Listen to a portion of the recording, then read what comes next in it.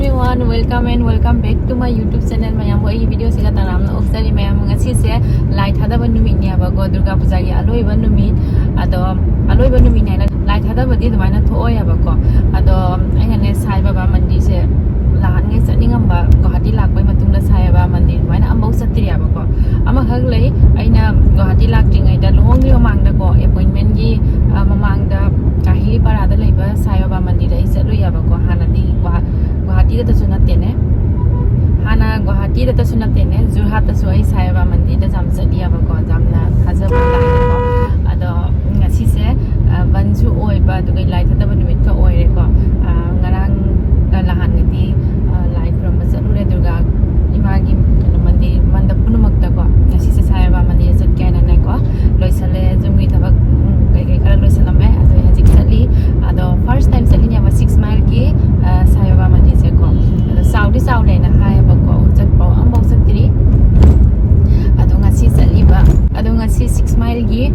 Sai Baba mandir chali aba ko ado mapam da jara mayam da sum ula kai kamai thori kai no aina ado gai di update ama hai book ai gi phone che aina hana di 14 plus pai ram aba ko hajing na ne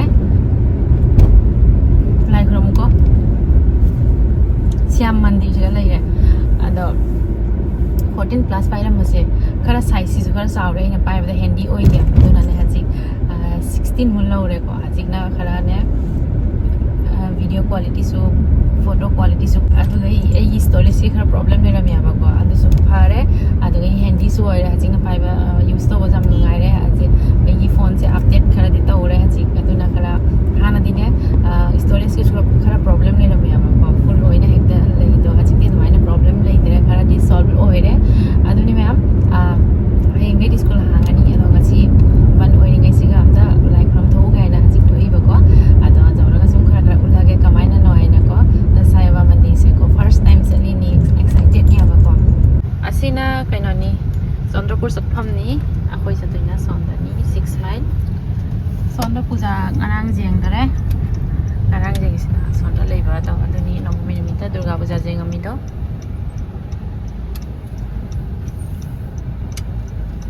ngarang ga lahan ngi nong suya ko ado ngasina nong sakan na sadore September loina October sange adu ba nong sakalli saba phatri akoi sika Sai Baba mandir gi si road ni aba ko sika ina lai re tu CD Sai Baba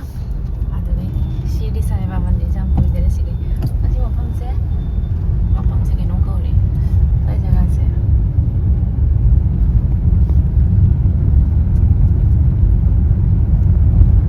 nang hana la me ko mo once ai gi si first time ni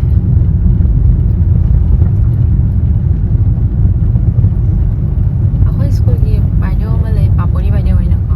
magi flat ano bangal lo re na na bato to Sai Baba mandir gi ne back side te ne magi ne kaino se magi amayim se handa ano lo ri se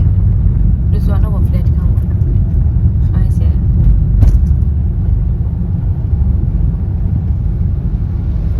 jawre Sai Baba mandir se siga lai re ai am fa jam in ni ne lang ko to ite akoi jawre aba ko CD Sai Baba mandir se hajing manung da changa ga lai pramani mafam ne jam ing si jam ing na mafam se jam na ne ing si na khala to ri pa ni haji hayu laurani ruk su laure kati su laure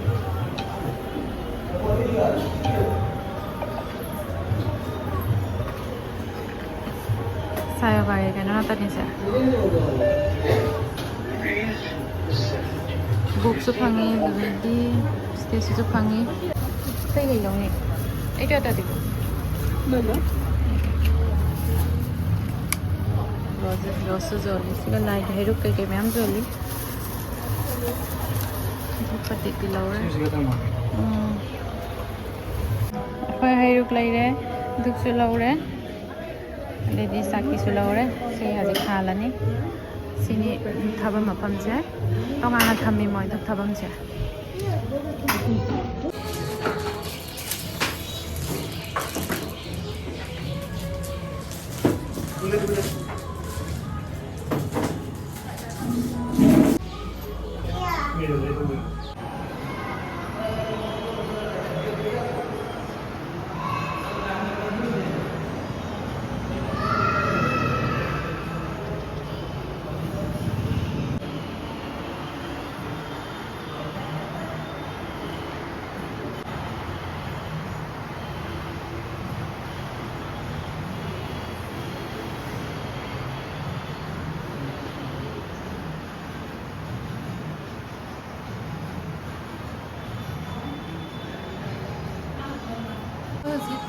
Lai Pramure, Lai Pramnatokle, Herik Supire Vasiga, Lady Lay Supire, Rajas China, Sairana Gamma, Gulab Jam Company, and the Mapunazam Insignia Gamma, Lai Lai Pramalore, in a Kalamba, Mana Lapam Gamma, Lai Pramalorina, Jim Halani, the area said, Mandi area said, Halane, Ulakiabako, and the area said, Hello, Raina. C area से फजना उठ के कमाना नोयना जाम फजई मफम से जाम फजई मफम से मन रे number जा दे photo से मकान है सुम लाएगी के ना उठला के अभी मोई से का प्रोग्राम के ओय मारे ngarang se समाधि दिवस ngarang se सेलिब्रेट तौगरे खोदी खंगदबनी ना लाखते सिगा 2 अक्टोबर दा ओ ngasi ni ne samadhi divas ngasi sa samadhi divas moi celebrate taure hoi ne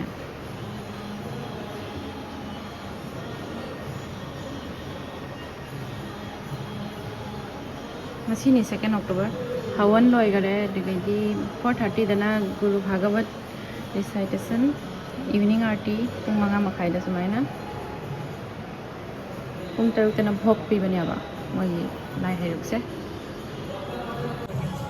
ai khana kuina mamang dai khalam base sila kaina ngasi di lak pangam le ba khana jam na le Saira Mandir la kaina khan base la han ngai ngasi di ne lak pangam na khuram ba ngam ne jam ngai siga mandir lak base sahi hom sudo re bahati lak base do ngasi tani na lak pangam ni se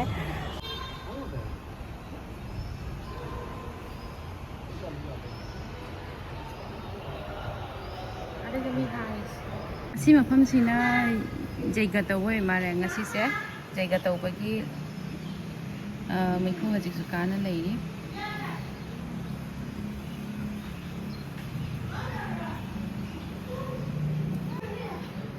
mafam se garden ju khajana moi tawri sonda kai pambi kai thai phajana asi se tulsi mo bani lokhuba kano to badane lokho badane sura thak pajam kana bani te si se moi kai leino khangde phajai jamna lei khara utke si pam su phajai te lei phaja phaja ma sa si ga mayam hol ma si ga law na phaja ma jaga lei phaja sali asina mandir gi back side nya ba ko phajatara greenery se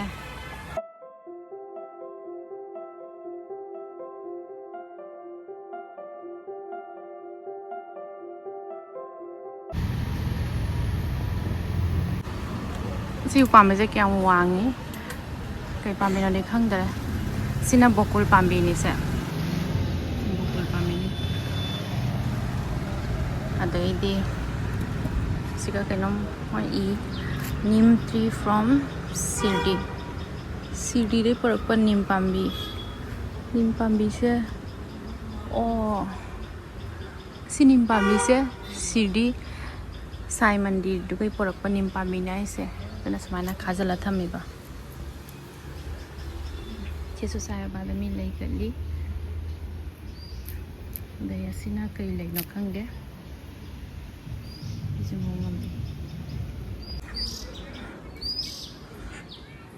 main mandir sina siga leire andaga idi sondana dukan su phammi dup thabam su lei sondana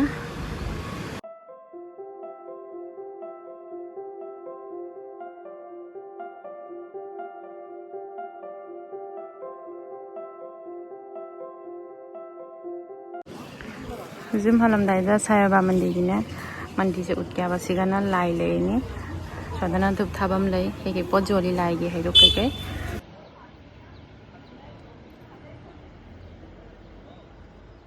ꯑꯁ꯭ꯋꯥꯏꯁꯤꯒ ꯃꯤ ꯐ꯭ꯂꯦꯠꯀ ꯂꯩꯁꯤꯅ ꯁꯤꯒꯕꯨ ꯂꯩꯅꯤꯡꯉꯤ ꯏꯪ ꯇꯞꯄ ꯆꯤꯛꯄ ꯃꯐꯝꯅꯤ ꯌꯥꯝ ꯐꯖꯩ ꯃꯟꯗꯤꯔꯒꯤꯅꯦ ꯑꯣꯄꯣꯖꯤꯠꯇ ꯁꯨꯃꯥꯏꯅ ꯁꯤꯡꯁꯦ ꯂꯩ ꯁꯤ ꯁꯤꯡꯁꯦ ꯀꯩ ꯁꯤꯡ ꯑꯣꯏꯅꯤ ꯅꯥꯔꯦꯡꯒꯤ ꯁꯤꯡ ꯑꯣꯏꯗꯣꯏꯔꯁꯦ ꯍꯧꯖꯤꯛ ꯍꯜꯂꯦ ꯂꯥꯏ ꯈꯨꯔꯨꯝꯅ ꯀꯣꯟ ꯑꯃꯨꯛꯀ ꯂꯥꯛꯄ ꯉꯝꯕ ꯐꯖꯅ ꯑꯗꯨꯅꯤ ꯅꯣꯡꯁꯨ ꯆꯨꯔꯛꯄ ꯌꯥꯏ ꯍꯧꯖꯤꯛꯁꯦ ꯈꯔ ꯃꯝꯁꯤꯜꯂꯦ ꯅꯨꯡꯁꯥꯁꯨ ꯐꯈꯔꯦ ꯑꯗꯨꯅꯤ ꯃꯌꯥꯝ ꯐꯅ ꯀꯨꯏ ꯃꯇꯨꯡꯗ ꯁꯨꯃꯥꯏꯅ ꯁꯥꯏꯕꯥꯕꯥ ꯃꯟꯗꯤꯔꯗ ꯂꯥꯛꯄ ꯉꯝꯁꯦ ꯌꯥꯝ ꯅꯨꯡꯉꯥꯏ ꯌꯥꯝ ꯍꯔꯥꯎꯔꯤ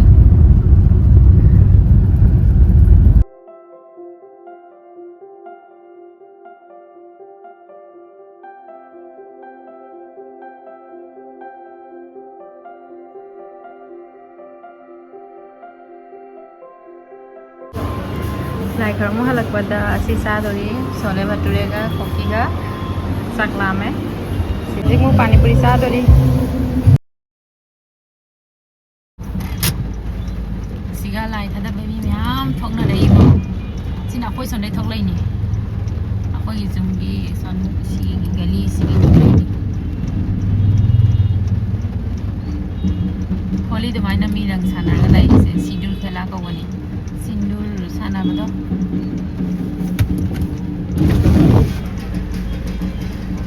ꯑꯩꯗꯣ ꯚꯣꯏꯁꯇ ꯂꯥꯛꯑꯦ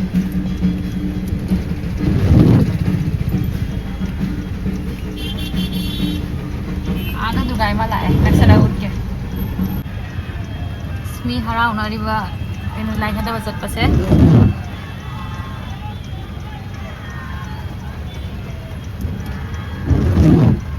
नोंग सुई कन्ना आधा दुगाई में लइरे सिन पुरागा भरमा पुता खदा दुनिया बाको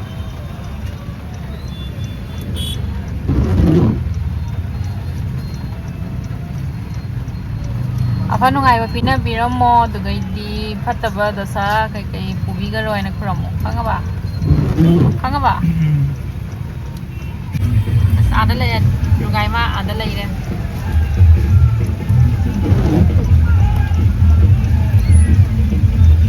सी एना लहान खुरमो बदुनी फर्स्ट टाइम खुरमो बदुनी से दुगाइमा से